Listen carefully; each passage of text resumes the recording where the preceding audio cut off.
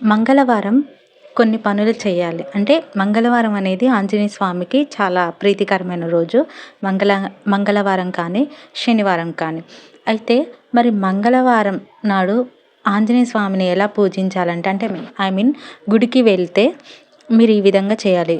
ఆంజనేయ స్వామి గుడికి వెళ్ళి స్వామికి తేనెతో అభిషేకం అంటే తేనె సమర్పించి హం హనుమతే నమః అని జపించాలి అనే మంత్రాన్ని చదువుతూ 5 సార్లు ఆంజనేయ స్వామికి ప్రదక్షిణ చేస్తే మీ సంపద రెట్టింపు అవుతుంది. మంగళవారం రోజు ఇలా చేస్తే మన సంపద అనేది రెట్టింపు అవుతుంది. ఎందుకంటే అందరికీ ఆర్థిక ఇబ్బందులు ఉంటాయి. ఆర్థిక సమస్యలు తొలగిపోవాలంటే ఇలా చేయాలి.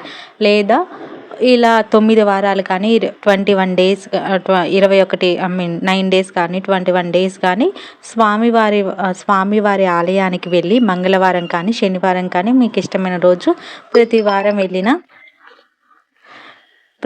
వెళ్ళినా మనకి మంచి జరుగుతుందన్నమాట. అంటే సంపద పెరుగుతుంది. ఇంకొకటి అదేవిధంగా ఎవరైనా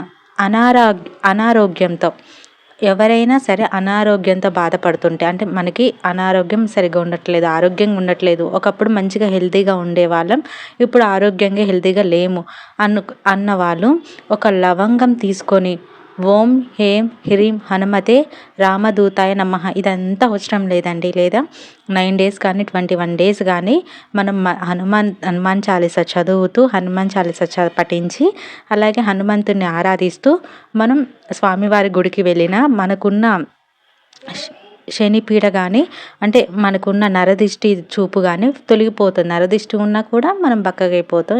ఎన్నో మనకి ఊకే హెల్త్ ఇష్యూస్ అనేవి వస్తాయి. ఇలా 11 సార్లు చదివిన రోగికి అంటే తినిపించడం వల్ల వ్యాధి రాదనమాట.